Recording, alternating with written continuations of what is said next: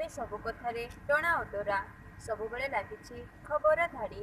ତା ଭିତରେ ଭଲ ଓ ଜରୁରୀ ଖବର ବି ଅଛି, ଆଉ ବି ଅଛି ମିଛ ଚର୍ଚ୍ଚା। ସେ ଭିତରକୁ ଯିବା ନାହିଁ। ସତ ଓ ଯାହା ଯେମିତି ସେମିତି ଖବର ଆମର ଆଞ୍ଚଳିକ ସମ୍ବାଦର ସକାଳର ଖବର ସହ ମୁଁ ଜ୍ୟୋତିରେଖା। ଅନନ୍ତ ବଳିଆ ଟ୍ରଷ୍ଟ ଓ ବିଶ୍ୱ ସନାତନ ସେବା ସଂଘ ଦ୍ୱାରା ଆୟୋଜିତ ପରିବେଶ, ଗଣତନ୍ତ୍ର ଓ ଧର୍ମ ସଚେତନତାର 2 ମାସ ବ୍ୟାପୀ ଯାତ୍ରା ଅବସରରେ ପଦ୍ମଶ୍ରୀ ଶ୍ରୀମଦ୍ ବାବା ବଳିଆ ବଲାଙ୍ଗୀର ସହରର କୁଶଲ କଲାମଣ୍ଡଳରେ ଗତ 4 ଓ 5 ତାରିଖ ଭାଗବତ କଥା ମାଧ୍ୟମରେ ମାର୍ଗଦର୍ଶନ କରିଛନ୍ତି।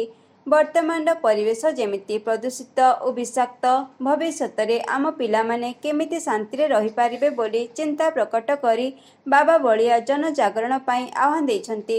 ବଲାଙ୍ଗୀର ସହରର ଏସ୍ସି ରେସିଡେନ୍ସି ହୋଟେଲରେ ଏକ ସାମ୍ବାଦିକ ସମ୍ମିଳନୀର ଆହ୍ୱାନ କରି ପୂଜ୍ୟ ପୂଜକ ବାବା ବଳିଆ ପରିବେଶ ସୁରକ୍ଷା ପାଇଁ ପ୍ରତ୍ୟେକ 5ଟି ଲେଖାଏଁ ଗଛ ଲଗାଇ ତାର ଯତ୍ନ ନେବାକୁ ସେ ଆହ୍ୱାନ କରିଛନ୍ତି। ସେ କହିଛନ୍ତି, ସମଗ୍ର ବିଶ୍ୱରେ ବର୍ତ୍ତମାନ ମୁଣ୍ଡପିଛା ଗଛ 422 ଥିବାବେଳେ ଭାରତରେ ମୁଣ୍ଡପିଛା ମାତ୍ର 28 ଗଛ ରହିଛି। ଗୋଟିଏ ଲୋକ ଦିନକୁ ଯେତିକି ଅମ୍ଳଜାନ ଗ୍ରହଣ କରେ ଓ ଅଙ୍ଗାରକାମ୍ଳ ଛାଡ଼େ, ସେଥିପାଇଁ ଅତି କମରେ 500 ଗଛ ଆବଶ୍ୟକ।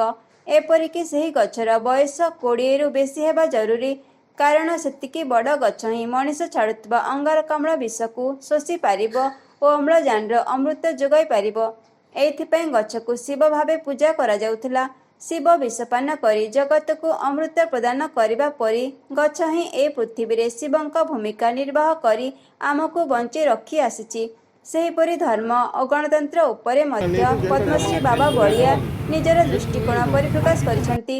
ଏହି ଅବସରରେ ଏସ୍ସି ରେସିଡେନ୍ସି ହୋଟେଲ ସମ୍ମୁଖ ବଲାଙ୍ଗୀର ପାଟଣାଗଡ଼ ରାସ୍ତା ମଝିରେ ଥିବା ଡିଭାଇଡର ଉପରେ ବୃକ୍ଷରୋପଣ କରାଯାଇଛି।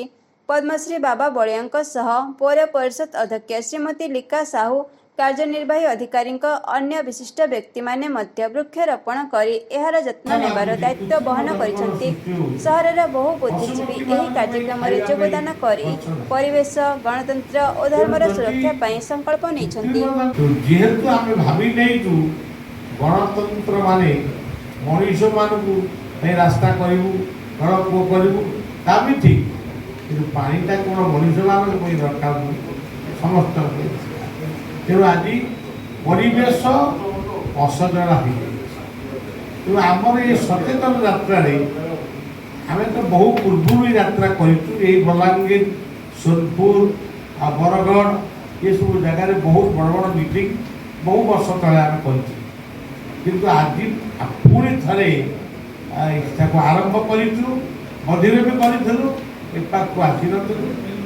ଆଜି ଯେଉଁ ଓଡ଼ିଶାର ପଶ୍ଚିମାଞ୍ଚଳକୁ ଆମେ ଯାତ୍ରା କରିଛୁ, ଇଏ ନୂଆ ନୁହେଁ, ଆମେ ବହୁ ପୂର୍ବରୁ ଆସିଛୁ। ଏ ଯାତ୍ରାର ଲକ୍ଷ୍ୟ ହେଉଛି ବର୍ଷା ଦିନ ଆସିଛି, ଜଗନ୍ନାଥଙ୍କ ନାମରେ ହଉ ବା ନିଜ ପିତାମାତା ଗୁରୁଙ୍କ ନାମରେ ହଉ ବା ନିଜ ଇଷ୍ଟଙ୍କ ନାମରେ ହଉ 5ଟି ଗଛ ଲଗାନ୍ତୁ ଆଉ ବଞ୍ଚାନ୍ତୁ। ସୁଦାମଚରଣ ଡିଗ୍ରୀ ମହାବିଦ୍ୟାଳୟ ଚନ୍ଦନମାଟିଠାରେ ବନ ମହୋତ୍ସବ ପାଳିତ ହୋଇଯାଇଛି।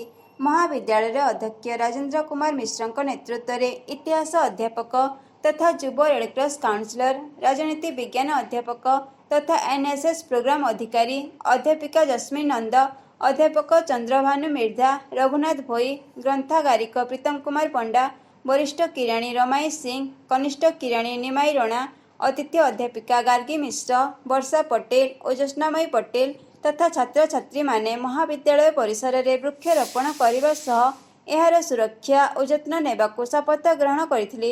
ପ୍ରବେଶ ଧୀରେ ଧୀରେ ବିଗିଡ଼ି ଯାଉଥିବା ପରିବେଶ ସୁରକ୍ଷା ଦିଗରେ ଯତ୍ନବାନ ହେବାକୁ ଆହ୍ୱାନ ଦିଆଯାଇଥିଲା। ଆମର ବୃକ୍ଷରୋପଣ ପ୍ରୋଗ୍ରାମ ମେନଲି 12 ବଜେ ଷ୍ଟାର୍ଟ ହେଲା। ଆଉ ଆମର 100ରୁ 120 ପିଲା ସେଥିରେ ଭାଗ ନେଇଥିଲେ। ଆଉ ଗଛ ବୃକ୍ଷ ହିଁ ଜୀବନ।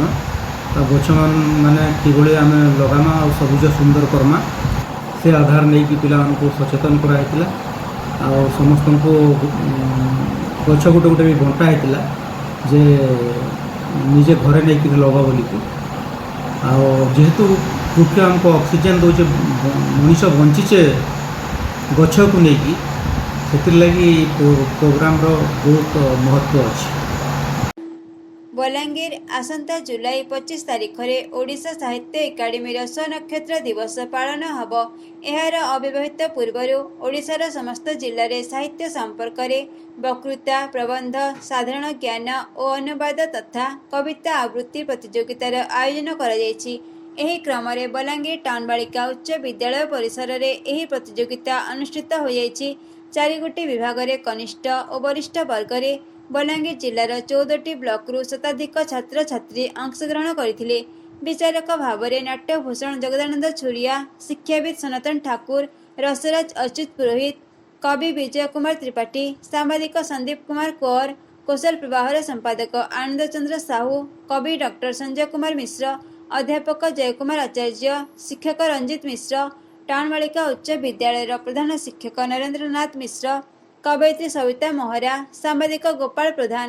ଜିଲ୍ଲାସ୍ତରୀୟ ପ୍ରତିଯୋଗିତାରେ ପ୍ରଥମ ସ୍ଥାନ ଅଧିକାର କରିଥିବା ଛାତ୍ରଛାତ୍ରୀ ହୃତିକ ନନ୍ଦ, ଖୁସିରାଣୀ ପ୍ରଧାନ, ପ୍ରତୀକ ଆନନ୍ଦ ସାହୁ, ସୁଶ୍ରୀ ଶୁଭସ୍ମିତା ମହାକୁର, ସୌମ୍ୟଶ୍ରୀ ପଟ୍ଟନାୟକ, ଅଭିପ୍ସା ମିଶ୍ର, ସ୍ନିଗ୍ଧାରାଣୀ କୁଅଁର, ସ୍ୱାଗତିକା ଭୋଇ ଆସନ୍ତା 14 ଜୁଲାଇ ଓ 17 ଜୁଲାଇରେ ଭୁବନେଶ୍ୱରଠାରେ ରାଜ୍ୟସ୍ତରୀୟ ପ୍ରତିଯୋଗିତାରେ ଅଂଶଗ୍ରହଣ କରିବେ। ଏହି ଜିଲ୍ଲାସ୍ତରୀୟ ପ୍ରତିଯୋଗିତା ଜିଲ୍ଲା ସଂସ୍କୃତି ଅଧିକାରୀ ରଶ୍ମିରଞ୍ଜନ ମିଶ୍ରଙ୍କ ପରିଚାଳନାରେ ଅନୁଷ୍ଠିତ ହୋଇଥିବା ବେଳେ ଅନଙ୍ଗ କୁମାର ସାଏ, ଶିବାଶିଷ ପୁରୋହିତ, ଆରତୀ ପଣ୍ଡା ପ୍ରମୁଖ ସହଯୋଗ କରିଥିଲେ। କେମିତି ଲାଗୁଛି ଆମ ସକାଳର ଖବର? ମତାମତ ନିଶ୍ଚୟ ଦିଅନ୍ତୁ। ଆପଣ ଯଦି ପ୍ରଥମ କରି ଆମ ୟୁଟ୍ୟୁବ୍ ଚ୍ୟାନେଲ୍ ଦେଖୁଛନ୍ତି ତେବେ ଆମ ଚ୍ୟାନେଲକୁ ଲାଇକ୍, କମେଣ୍ଟ ଓ ସବସ୍କ୍ରାଇବ୍ କରନ୍ତୁ। ନୋଟିଫିକେସନ୍ ପାଇବାକୁ ବେଲ୍ ଆଇକନ୍କୁ କ୍ଲିକ୍ କରି ଅଲ୍କୁ କ୍ଲିକ୍ କରନ୍ତୁ।